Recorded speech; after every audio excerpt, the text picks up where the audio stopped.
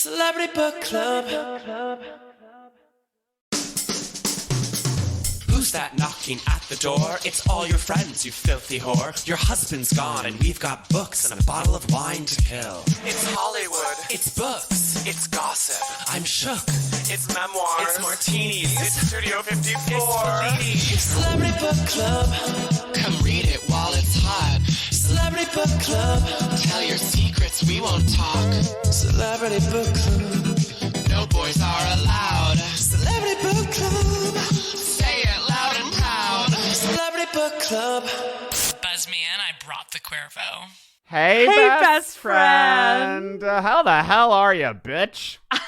I'm doing pretty good, Kathy. How are you doing on this fine Indianapolis morning? The sun's coming up. The heat's also already there. It's another gorgeous day in one of the most beautiful cities in the country. You know, I have to say, traffic this morning it wasn't quite hellish, but it was maybe heckish, if you know what I mean. Amen, sister. It was heckish. Well, are you ready for this? I woke up this morning with my second parking ticket. No. Not for parking, but for an expired inspection sticker. Oh, my goodness. You know, Holly to God, gosh, gee, started to take the Lord's name in vain. But come on, you know. Wait, are you joshing me right now? Or No, I'm totally serious. Are you fucking Jillin' my ass right now? No, Billy Joe. I am. Yeah, a few weeks ago, even last week, I got a ticket that said your inspection sticker is expired. It expired in July. And I was like, okay, when we went away this week and I put the sticker to notify the cops, like, I get it. I need to do it or whatever, which I realize now was like a flag for them to look at. Yeah, that's been like, come look at my not updated sticker. It's a sticker that says my sticker isn't updated. And obviously they're seeing the orange and it's all crumpled and they're like, okay, sad, sketchy, expired girl. Needless to say, I got inspected today. I passed. Huge for me and my family. Now, as someone of not vehicular owning experience, what is an inspection? I'm imagining this like big gruff lesbian comes in and kicks her tires and like looks in the tailpipe and she's just like, it's humming like a beast. I wish. It was like this guy who was just kind of a normal mechanic guy. He was like, look, maybe if like it had expired in the beginning of this month, you'd be good. But like actually, like you do owe the municipal Kings County that money and like you are in the wrong. So he didn't like take it for a spin? No, I think they just like plug in something and make sure it passes all the codes. That's so random. So fake. To it's me. so fake. It's a fucking racket. Like everything else that this goddamn government does. He's like $37.99 with you pass or fail, saying threateningly. And I was like, bitch, I will pass. And you. This is why you got to move to New Orleans, because as we recently heard, it's complete anarchy down there and no one has an inspection, or they're selling fake inspection stickers like on the street. Right, on the street like a fake ID, which is so fab. And everyone's like driving without a license plate. Badass. But here we are in little, misbehaved New York City. Bloomberg's America, the liberal nanny state, hard at work. God forbid I'm allowed to drive my own goddamn car with a long arm of government getting up my goddamn ass. Speaking of well-behaved. Oh my God. Speaking of the nanny state. Nanny, literally like carceral nanny state. Like the absolute queen of nagging. So we read a book. And when I say we read, I meant we fucking read it. Sometimes we say, read in quotes. No. No. Front to mother freaking back. Is it a memoir? No, but let me tell you something. We don't just read memoirs on this. No. On this goddamn podcast, we read other books by celebrities. So that's our rule. It just has to be by the celebrity. It's called Celebrity you find Book us Club. reading Okay. manifestos. It's not called Celebrity Autobiography Club. No. We read a book by an actress, I would say one of the famous actresses. When you think actresses, she's one of them. Okay. Movie star quality, someone who's had a huge impact on the culture, certainly on my life. Of course, I'm talking about none other than Natalie Portman and her book, Fables. Just Fables. So it is a children's book. And the title is Natalie Portman's Fables. So that title would make you think these are her fables. Like she wrote her own fables. Well, what she did was she adapted some classics, and oh Lord, did she adapt them, because they're quite different. Yeah, they're really different. So we've got The Tortoise and the Hare, which is I consider maybe one of the most classics. We've got The Three Little Pigs. Even more classic. Give it up. Woo woo for the Three Little Pigs. Chinny chin chin. Country Mouse and City Mouse, which is, a real more culturally relevant than ever, I would say, in a post-Trump America, where we talk so much about coastal elitism versus, the white working class of the middle of the country, and sort of these forgotten... The southern states. Or Appalachia, and drug epidemic there. And so one thing that I want to discuss about Natalie. Yeah. And if you don't know Natalie Portman, check out some of her amazing movies. Black Swan, Closer. Those are my faves. For which she won the Oscar. So yeah, I was thinking about this. So my introduction to her was The Professional, which was also her very first movie. It's a very good movie. And I would say, I think that her in that movie is maybe, almost definitely, more influential on women's style than any other figure of the 90s. Oh my God. Now, will you describe? I'm pulling it up now because I have seen it, but it's been a while. She wears a choker. She wears a bomber jacket. She's got like the little Lolita dress. She's got the combat boots. Sometimes she's wearing like a little crocheted beanie. Oh my God. I mean, and then she's got the circular glasses. Like, and also that it's not only it's the choker, it's like the t-shirt or the dress. It's like that total kind of striped skater girl. It's like style. Post-skater St. Mark's, like naughty dime square, like bad little like Lolita-core. And she like is Dasha here. I know. And then with the puffer, like with the with the bomber jacket, like she was already inventing like, I mean, like St. Mark's indie girls were like doing bombers like obviously in 2008 and like 2005, but like I think it all comes back to Natalie because she's such a waif. And she's also like, she has the Marilyn mole. Like she's just like pulling in all these references from the past and then like making it so utterly contemporary. Yeah. Circular. Well, okay. She's also wearing a tank top, which I don't know if you've seen like in the past 2 days there, or maybe it was yesterday. There was a huge article in the New York Times Style about tank tops. And it was like this article with King Princess being just like, tank tops are so affirming to my gender because they're tank tops, and I can wear a tank top because like tank top, and like when I wear a sports bra and a tank top, like I am me. And it's kind of like, oh wow. The lack of brain cells. I mean, she does believe that. And I mean, I will say, I do think there are a lot of people whose gender is tank top at the moment. And just like, and their only gender is tank top. Yeah. Whether you're being kind of like gay guy doing Tom of Finland 80s act up gay, or if you're like AFAB non-bin lesbian, just like tank top. and it's tank top. And it's tank top. And they're like, get this, we're taking something that's actually sold at most stores that you can get for under $10 and wearing it. We're wearing it. And that's actually what's really interesting about the tank top discourse.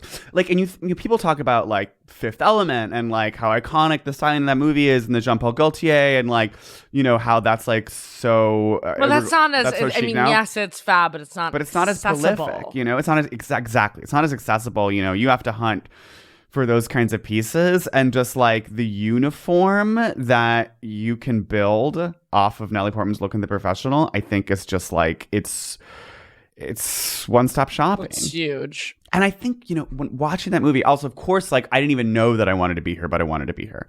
Because what Natalie Portman has, and I think this is why she is a movie star. Like, she's not just some actress these days that they're pumping off of an assembly line. Like, she is a movie star, is because she's got the Audrey Hepburn thing, right? She's very delicate. She's very waifish, very thin. And then she has this incredible intellectual depth and this heft. You can even in her eyes, in that 12-year-old, this performance as a 12-year-old. Well, I would say not only, it's funny that you're like, she's a movie star, not just an actress, but she's also, if I may, a movie star who is an actress. You know what I mean? I mean, I'm sorry, they're not making movies like Closer anymore. No. You know. No. Well, movies today are horrible because everyone has no attention span and they're all just we're all watching TV and that's another thing movies today are basically music videos. I've made this point before, but like no scene is longer than 45 seconds and it's like wall-to-wall there are soundtrack. no conversations in movies anymore. And there's no wide shots. It's all just like close-ups and just like it's a goddamn TikTok. It is. I mean, TikTok's about it, but I mean, there's the thing where it's like you're like you guys never had a conversation. Like, what did I watch recently where I was like, no one is talking more than 3 lines to each other. So like, how can I like fall into this dynamic? How can I understand the character? And then I would say like then Black Swan had the other that like I feel like actually defined more kind of that like early 2000s like girl feather dress, but I'm like doing coke, but I'm a ballerina, but like it's dark. Yeah. I mean, that role is like darker. The character in Professional is less complicated because she just like her family gets murdered and then she kind of like gets taken in by this hitman and she like wants to be cool and she literally is 12. And so she just has this like very uncomplicated innocence to her, whereas Black Swan, like, you know, she's more like this twisted girl, fucking this twisted shit, who's like very ambitious. Anyway, I want to talk about these fables. I really because want to talk about these fables our story is kind of a fable, right? The CBC story is a fable. 2 little pigs met. And these 2 little pigs, and one said, "Do you want to go to the movies in the city?" And the other said, and we said, "I want to order Chinese food." And then there were these big bad wolves saying, "Oh, you guys are losers. You like movies? You like movies?" But then those wolves gave us a podcast deal, and they were just like, "We'll give you dozens of dollars if you want to make a podcast." And we were like, "Oh shit." We've never seen that kind of money in our lives. Our house out of disposable straws that we got at different Dumbo establishments. Sweet Green, etc. Okay, yeah. Anyway, so let's just start with number 1. I love that idea, going chronologically through the book. So it's Tortoise and the Hare. You guys all know this story. So it's a fast hare, it's a slow tortoise. The tortoise wins. It's about being patient. Okay? So here's Natalie's huge twist that she throws into the story. Not to give everything away. The tortoise is a woman. The tortoise is a woman. And we read before this a PDF written by Natalie Portman herself that wasn't included in the book, which was weird. That was like all about how all these people sent her like very probably Elizabeth Warren style books, children's books. When her daughter was born and she was like, there's all these feminist like baby books now that are so just like teach your fetus about Ruth Bader Ginsburg. but like and boys just, like, children's books are still like fun and about like going on adventures. Right, and like rascals and lions and just like climbing hills, but all the girls are just like about like, yes, this 3-year-old is in this 3-year-old like kitty cat is in STEM and like goes to like meow IT and like And Natalie said, "Sorry, why am I reading all these, just fun animal books, but I have to read, give my 2-year-old daughter this full PhD course in feminism? Why can't she just have fun too?" Right. Exactly. She was like, there'll be plenty of time for her to sit on the board meetings at Time's Up when she's 13 and accompany me to my many, many UN meetings, etc. Because she is like so Angelina Jolie and such a goodwill ambassador for hunger and microfinancing. So she's like, what if I did children's fables where they were just the regular fables, except the main characters were women and the heroes were girls. So girls got something to look up to, but it's more like subtle and it's not being so... Women can like become astronauts. And it's not like other pigs and like, antelopes in the books being like, what? This turtle's a girl? Yeah, exactly. There's none of this just like overt feminist messaging in here. It is a little ridiculous, but I'm kind of obsessed. So the hare is a man. And so the hare's a man. I guess the twist for me, because I knew the twist was that she was a woman, but I kind of already forgot about that because I'm just so post-gender. The twist for me was that the way that the hare gets distracted is that he goes to like a dance festival. Yeah, I kind of took that as just like the hare is having fun. Like the hare is living his life. And it's just like, oh, okay. Also, first of all, when the hare starts and he like, the hare is he gives off all this gas. So Doe started the race with her banner all pink. And hare left poor tortoise in bunny cloud stink. What does bunny stink smell like? I'll give you a clue. It smells like when carrots come out in a poo. I shut my book closed. No, I mean, that's gross. We are very anti the P word on this podcast. It's for children. She should just say shit, honestly. It's like, oh, well, if you're being so subtle and progressive by just subtly having a turtle be a girl, then just say, yeah, like hare's shit. What about like hares can take dumps too? Not I just love like that. That's the sequel. Hares can take dumps too. Okay, but then the illustration is the hare is basically jetting off, leaving this steam as if the hare is like a gas guzzling SUV. And this is why she is so Elizabeth Warren, because she's just being like, the hare is a man driving a Dodge Ram, whereas the tortoise is this kindly professor who is doing the work. I got the hare that not only is he this like SUV, I got that he was very Burning Man. It's not like he was a gay hare going to honcho. Like he's much more like Dave in goggles, packing up like his SUV that he thinks is eco, but it's still an SUV with boas. Because he's steampunk he's wearing these goggles and everything. So he goes to this party this party looks lit. It's at a gazebo. There's an elephant playing a conga. There's a swan playing upright bass. There's 2 penguins dancing outside. Like the whole fucking kingdom is here like going What off. also was so accurate about this whole like fable and like new modern straight world is that like it started out at like an outdoor winery. They're like and it's just like that's marathon is like connected to alcohol and just so this like really like all marathons are always like followed by IPAs or followed by like, you know, like Women's Creek Vineyards. Yes. And everyone is getting like a soft tank top and a water bottle that like has the vineyard and it's like such a Kamala vineyard. I heard the weirdest, like saddest, longest ad for Myrtle Beach like today on a different podcast on the Slate Political Gabfest. And I'm sure like we're going to be reading an ad for it next week. And it was like, this 3-minute ad of this woman just being like, I love Myrtle Beach for intergenerational vacations because some people can go to an amazing vineyard. And we took a walk around the vineyard and met the owner's dog while our other family members were enjoying the beach at their own pace. And it was like already like shaming me for like not providing multiple activities for my cross-generational family. Own pace beach.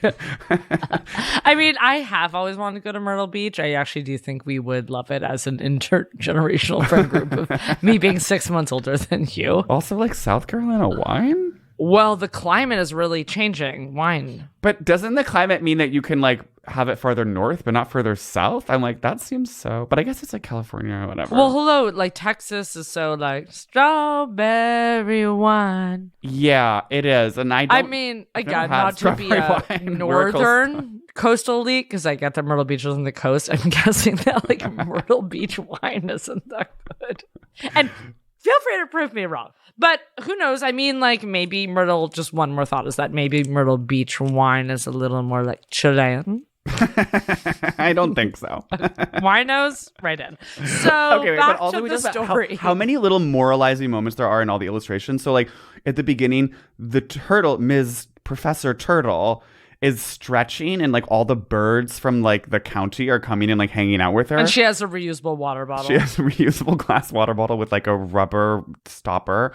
And then the hair, the like Burning Man hair is just like flexing. So it's like even in the like realm of physical fitness, he's flexing while she's stretching, because stretching is actually more like slow, go your own pace, Myrtle Beach. And they always say, like, actually, this is such a like Kathy Lee Gifford fact that it's like all you need to do to prevent dementia is stretch for 20 minutes a day. And it's not about exercise, just about stretching. I believe it. So then, okay, I also like in my memory of this tale, like the hare does a lot of other, like gets distracted a bunch of other times and like And it's like, I think a little more like braggadocious. And it's like, yeah, exactly. This is like the hair goes to one party and then it just cuts to the end. And it's just like, Tortoise took her sweet time, but enjoyed every step. When she passed the finish line, the Townsamals wept. And they wept, and it's like, I need a little bit more struggle there, you know? Yeah. It's like, I don't just need that this Burning Man guy got distracted and like went to this festival. It's like, he should have at least, I'm not sure why she didn't have him like taunt the turtle more, because then the townspeople are clapping, and it's kind of like, okay, well. They didn't establish that he was this hated figure within the town. And then it's like, at the end, it's like, she speaks, she gives this like victory speech. She goes, honey moves slowly and it is the sweetest. A life lived attentively is the completest. I'm like, okay, you're attentive life? It's actually like, I'm like, so the moral of the story is it's anti-ADD for one. A, it's anti-ADD. B, it's anti-literally fun. Like he goes to this extremely, I'll say it, diverse party and has fun. And she's like, actually what's important is winning at all costs and living a life of boring drudgery.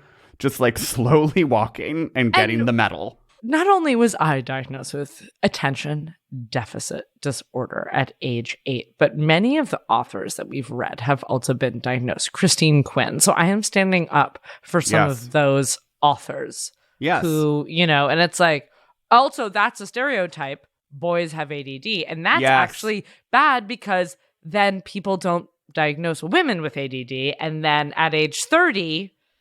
they're like, why am I doing this? So we're perpetuating the boys with ADD stereotype. Well, and see, this is where she thinks that she's kind of creating this anti-Elizabeth Warren children's book. But in reality, I think she is just perpetuating a lot of those same ideas about just like being a girl is about like getting an A in class and doing really well. And Natalie Portman paying attention and not having fun. And she literally went to Harvard. Like between like Star Wars movies, she went to Harvard. And she got her full degree in psychology and was just being well, do you remember that was such a I'm thing? serious. And like we were always like trying to be on the lookout for Natalie Portman, but like we never saw her because she wasn't even hanging out and going to the garage. Because she was paying attention too damn much. Yeah, and it's like, bitch, calm down. And yet, she is an amazing artist and her movies are all like really good. And we love her and we stand Natalie. I mean, she tore in Star Wars and Episode 1. Which I've never seen. I've famously never seen any Star Wars film. And one day... I think you would think the Jar Jar Binks character is funny. I know. I feel like I'm always surprised because I do like little fat little creatures and stuff. Yeah, you like funny little... There's a lot of little creatures. Celebrity Book Club.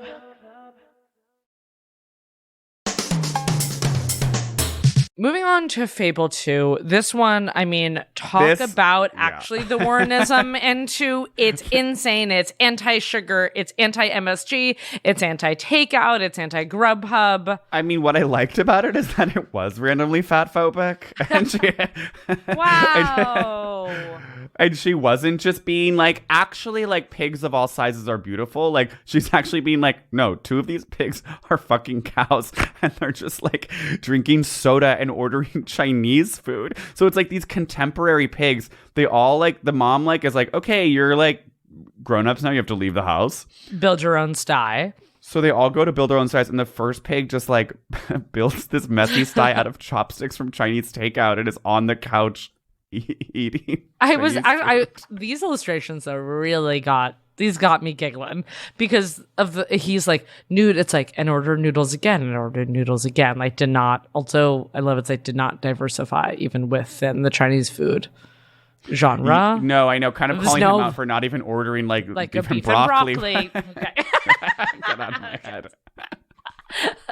Oh, so the wolf does his classic thing. Oh, and then no, but then there's a squatter. No, but here's the thing about the wolf. Okay, oh, so right, it has a skunk. There's a skunk squatter, and the skunk is just kind of moved in, and it's very My Pillow guy, just being like. And then Toad was living on the couch while we were smoking crack, and it's like this skunk and this pig just eating Chinese food together. Then the wolf comes. The wolf does not try to eat the pig. No. Well, because I think this is also so like Natalie and fucking our new PG life is that like in these, it's really not about the wolf eating the pigs. It's just about blowing the house down boots. Okay, so the wolf comes, but Wolf was not there to be scary or mean. She just came to say, even pigs should keep clean. Then before Norm could even begin, Wolf huffed and she puffed and she blew his house in. So the wolf is literally just a nag. And she's just being like, you're literally being so disgusting and Dorm with all of your Chinese food containers everywhere. I'm blowing your house down. Like, you should actually like make your nasty bed and just like read Jordan Peterson's 12 Steps for Life and like actually like clean your room. Right. It's kind of like Wolf is prototype like landlord or dorm parent. RA. In this way, RA. Or sorry, did your like alternative art school call your RA a dorm parent? No, they had dorm parents in my high school for the boarders. But I had RAs in college. And all the RAs were Christian. They were all in this group called not Salsa. Maybe it was Salsa. It was like another weird acronym. Wasn't that like thing that's like students against liquor and sex? Students advocating life without substances. Wow. Also, notice that the wolf is a woman. Wearing like this like funky scarf. Also notice that the Chinese food pig is a man. And then the next pig is a girl who's addicted to sugar, which I think is very accurate. not to gender, but I feel like it is more guy to be like this is clearly for an American audience. You know, she loves soda. And so she loves sodas and all types of sugars. She'd sip as she pick and then flick all her boogers. So she's nasty. She's sitting on... she's like this nasty-ass lesbian, too. No. I mean, she's giving kind of like Mama June. She's probably bi. I feel like she's like big girl bi. She is big girl bi. She looks like Mama June. She's on a beanbag chair that's like ripped open and the beans are like spilling out. And the skunk, by the way, is also like still there. And there's like so many like big candy cane straws. Dear Melinda, you must learn to labor. A house built of straws. Why, your thinking is hazy. To have strong foundations, you cannot be lazy.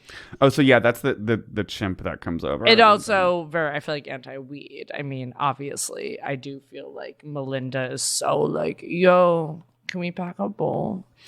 Yeah, in the like the 8-year-old version of this, because this is for like 4-year-olds, like the 8-year-old version, definitely Melinda is toking. Absolutely toking. So the monkey is like clean up, and then Wolf comes through, and then it doesn't really explain why Wolf just blows her house down again. I think Wolf is just like, I know you piggies, like, I'm just gonna do this. So then let's cut to the third piggy. So you'll notice they actually did like what's the word? Foreshadow this a little bit.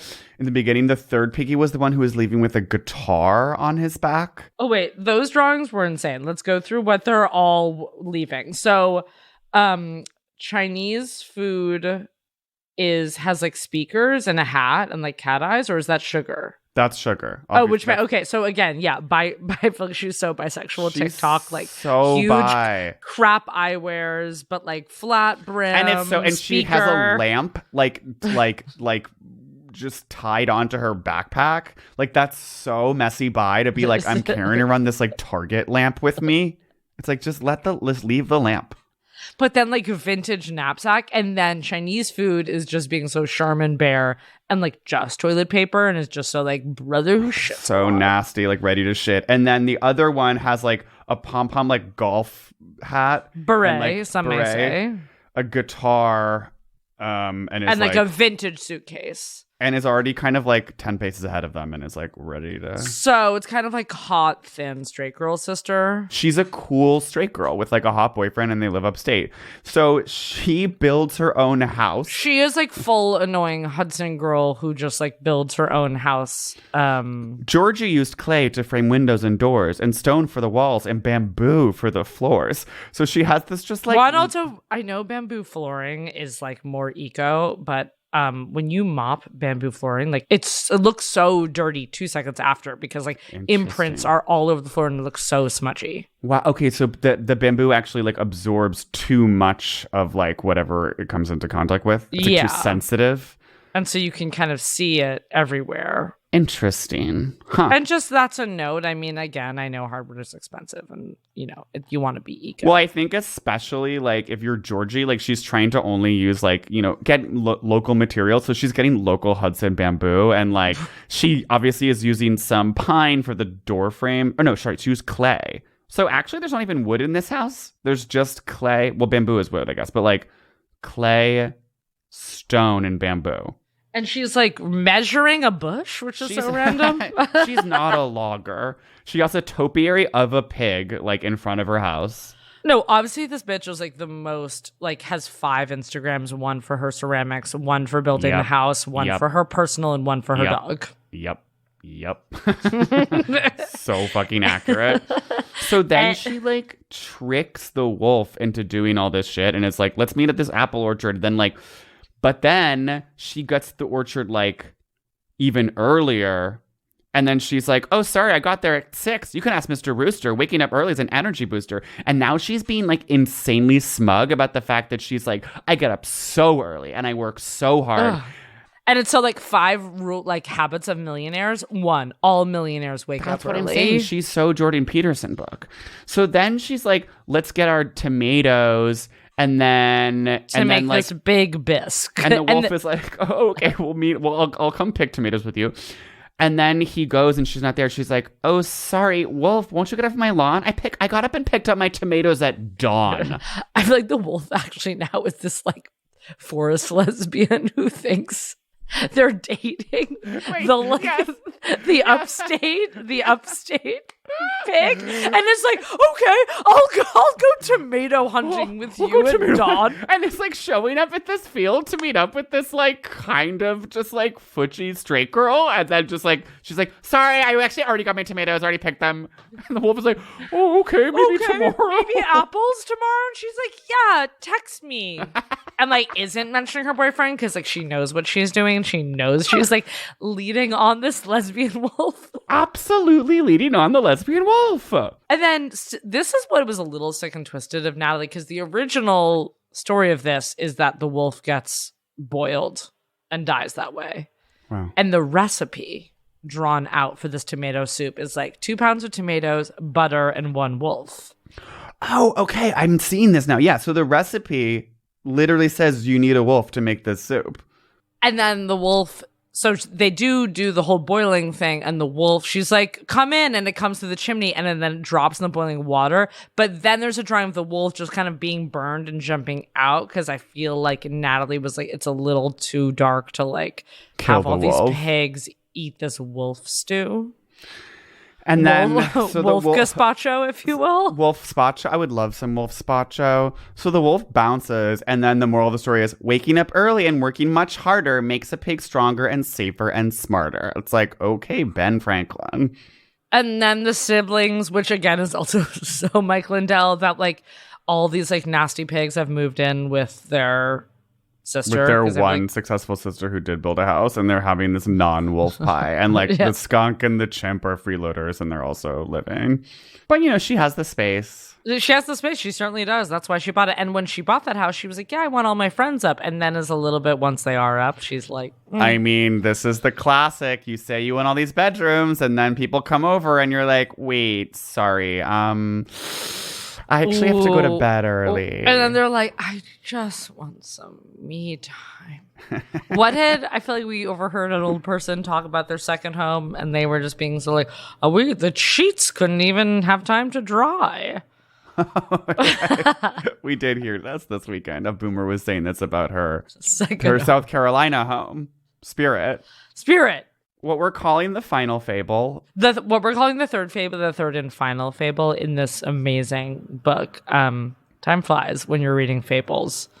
It's City Mouse and Country Mouse. A lot to unpack here. So I will say this for me was not a part of my childhood. I never remember reading this fable or hearing about it. I don't know if you did. I think I heard the term Country Mouse and City Mouse a lot, but I never heard the fable of it. Like, you hear people all the time be like, oh, he's a country mouse. I say that about friend of the pod, Sam, all the time. Well, just that's so funny. You're a country mouse. Literally about to say, because not to put him on blast, but when he'd come over in high school and take the old commuter rail, then, you know, I would meet him at the train station because he was a country mouse. And he didn't know the cool the ways of the red line. Oh, I see. You needed to like help him through the city because he was like scared of all the pushers. Yeah, the pushers and the shakers and the players and the businessmen. So yeah, Sam was a country mouse. And I would say we are city mice. So this is maybe the most judgmental out of the fables. It's really crazy because it's like, what, Natalie Portman? You live in LA? It's like okay, so I'm sure she's someone who has multiple city nests. she's got a lot of nests. So like I don't know how this compares to the original, but this book is basically, this fable's like, the country mouse like goes to visit his city mouse cousin at the city mouse's invitation and is like, sees like the city mouse's fabulous, glamorous life full of chandeliers and wine. And the city mouse is like, look at my diamonds, look at my gowns. And then and like lives in a skyscraper and then like invites, you know, their cousin out to go out with all their friends and they go to the club and they hear like amazing music. There's the peacock and the snake and the rhino and this very diverse friend group. Racially, size, gender. And then this sort of tragedy happens. But suddenly, Cat strutted into the room, and fear filled the air with a sense of great doom. Cat said, "You're eating my odds and my ends. Now I will eat you and then all of your friends." "I'm out," said the peacock. "I'm not into danger." Rhino said, "Friends? No, we're practically strangers." The ermine girl said, "Don't eat us, Cat, please. We're just here for goodie bags and the great cheese." So basically everyone is like a fair weather friend. Fucking fair weather friends. You know, it's like, oh yeah, they're club friends. Okay, yeah, it's all fun at the club when there's no around. And also, I was taken out of this fable of the city mouse and the country mouse and the fair weather friends because it's anti-cat. Yeah. And it's this big orange cat swiping and eating mice. And it's like, you're leading me to believe that an ermine, a peacock, a snake, a rhino, and a mouse are all hanging out. The snake's not eating the mouse. The rhino's not eating the peacock. And yet, the cat's going to come through, and the cat is the only enemy to all of these animals. So a rhino would eat a house cat in a second. It would eat any of these animals. No, the big bad tabby. Maybe rhinos are like herbivores. Oh, okay. But whatever, like they're scary. Whatever, Natalie. Like, and I feel like Natalie is just so dog, and it's like, I'm actually allergic to cats. Okay, they are herbivores, so they probably wouldn't eat a peacock, but like still, they have that horn. But sometimes snakes even eat cats. Yeah, I mean, snakes will eat anything. Snakes are actually evil. Yeah.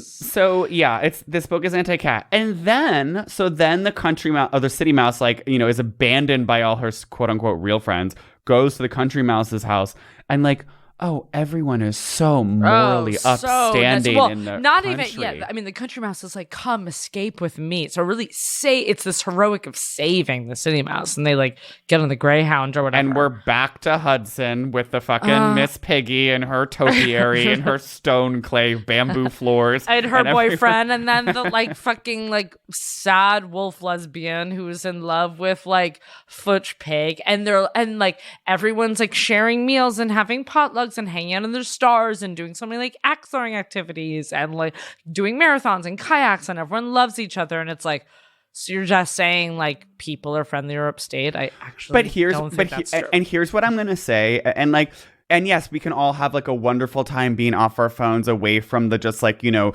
the power hierarchies of New York City, and, you know, and the social climbing of it all. And we go upstate. Club friends is a real thing. But here's what I want to say. It's like, so they're all hanging out, they're laughing, sitting on tree stumps. What are they laughing about? What are they talking about? Are they talking about the latest magazine article they read, the latest podcast they heard, the latest TV show they watched, the latest searing piece of cultural criticism or like new political idea that's like sifting into the political imagination of like, and guess where those ideas and that art and that culture and that media comes from? The fair weather friends. The city. It comes from the city. Also, how nasty potluck is this? Doe brought some beans, Sheep brought his grapes, pumpkins and melons were brought by the apes. And it's this like pumpkin grape stir fry that they're like potluck, having upstate. This nasty queer potluck. No, thank you. No, I know. And it's kind of like, well, actually, City Mouse, maybe you're the fair weather friend bringing all your friends to this. And again, I'm pro cat, but like this house with this crazy cat. Yeah, exactly. And you knew the cat was going to be there. And I feel like they just wanted to show off to their cousin that they had so many cool friends that they're like, come over in this way when some people are like, come over to my apartment because they have to, you want to prove. I mean, as all hosting is, you want to prove you have an amazing home. Yeah. I mean, now I'm wondering. So I, as someone who did have a dinner party last week, my famous Tina Brown inspired Still haven't even heard about dinner party, which I will be talking about in the VIP lounge this Hell week. yes. I feel like if some tragedy had struck, I'm like, would everybody have like totally bounced? I kind of feel like no, that they would have banded together and we would have taken up arms and we would have fought the invaders or what have you. Well, like what kind of tragedy do you think it's like? If there was a grease fire, would like people like help by putting out the fire or just leave, or like an actual intruder? I guess if there were an intruder, I think this is a really interesting question. Yeah, what would happen? Because I feel like you were being City Mouse. You wanted this Tina Brown dinner party of like intellectuals and like different people who weren't all best friends with each other. Right. So in that way, I definitely feel like City Mouse was having like Rhino Snake. Like I don't feel like Rhino Snake hippopotamus or whatever hung out every single night. I feel like it was like, oh, my cousin's coming over, like I really want to show my cousin a good time, so I'm gonna invite like my coolest friends over. But I also don't understand, like, why didn't they all leave? Why was it them leaving a sign of their being bad friends? Like, why weren't they just like, let's all actually bounce and go to no, a it doesn't make sense bar? because it's like, well, City Mouse also left, so just because like Snake left but City Mouse also left, so and like I doesn't think really that add up. my dinner party friends in that context would have been like, you know what, like let's go to a bar, like yes, I totally think that would happen. Like if, or maybe there would have been like two groups and like there would have been some people who were like, wow, this night was really crazy, we need to go home and kind of decompress, thank you. And then some people would have been like, you know what, let's go to a bar together and like yeah, I feel decompress. like 4 people would have gone to like Goddess and been like, we all need a drink, okay? Yeah. Let's all just like, and then someone would like call an Uber and be like, that was a lot and I have work tomorrow. And I'll reveal who I think the Uber girls would have been on the VIP lounge. Yeah, enter your C Club kids, because I am. Celebrity Book Club. The 3 little segments. What does she eat? What does she wear? How does she live? So I think that she is a vegetarian and maybe vegan. She's definitely a vegetarian. And she's kosher? Because she's so Jewish. Yeah. But don't she's you think like then she is like having I think she is vegetarian mostly, but like roast chicken sometimes. Yeah, because she does seem pretty Alison Roman, like Mediterranean diet. Yeah. Although she's pretty high and mighty. She's obviously on an extremely high horse. I feel like she wouldn't like break the rules. Because she believes that getting up early is like really important. Right. Okay. Not to cheat, but you're totally right. And even more right because she's vegan. Oh my God. Okay. She's ultimate vegan. rules. So she's like hummus and seitan and tofu and. So, right. I feel like it's like she's avocado toast. She's hummus. She's. It's thin girl. It's hummus. It's zucchini. It's like. It's butternut squash. I do butternut think, squash is like an indulgence, I think. And I do think eating is a bit of a chore for her. I don't think she that does not want she's to. thrilled by it. And is kind of like, and I think when you said Audrey Hepburn in the beginning, I remember reading this thing about Audrey Hepburn cooking elaborate meals and then not eating them. So it kind of like, you get the smell and it like looks like you're being involved with food, but you're not. Like, Right. I could see her whipping up such a feast for her kids and then just kind of like picking at a feast. Natalie picking at a feast. Portman. What does she wear?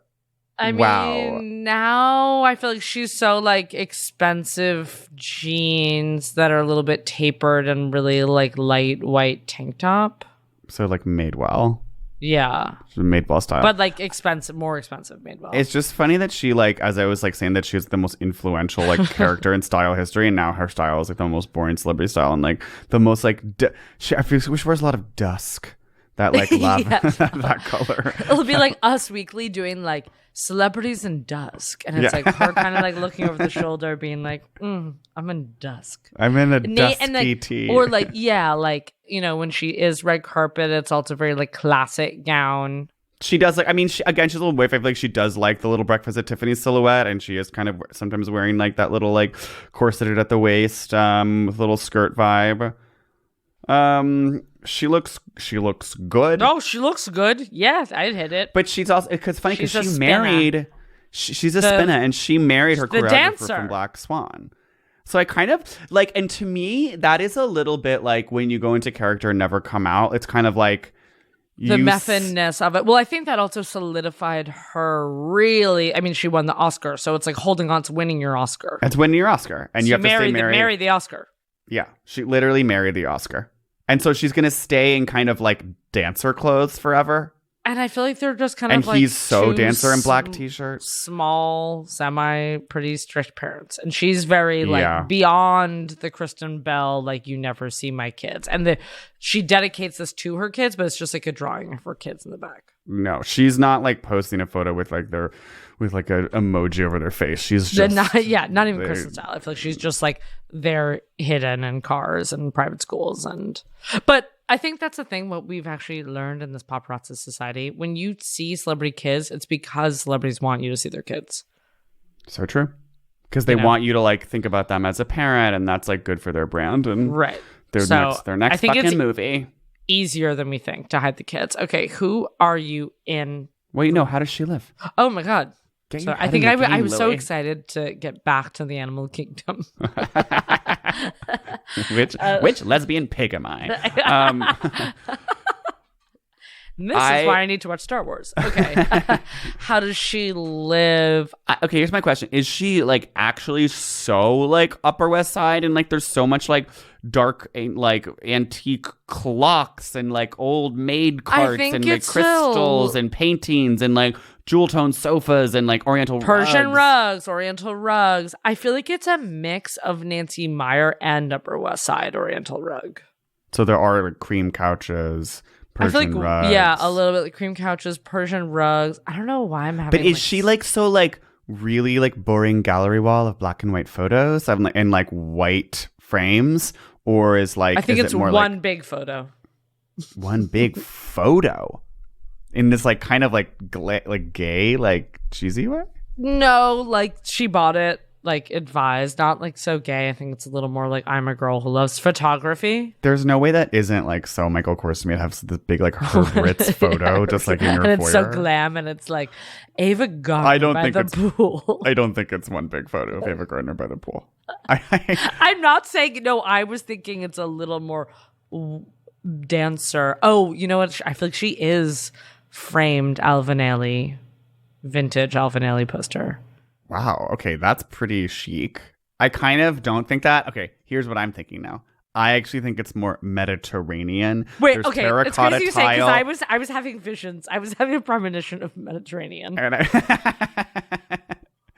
I had it came to me in a dream. It came to me. No. I can totally see you walk in. It's this terracotta tile, And like, there's actually not a lot of art on the walls. and maybe it's like iron, wrought irons above the island Yeah. with wow. pans.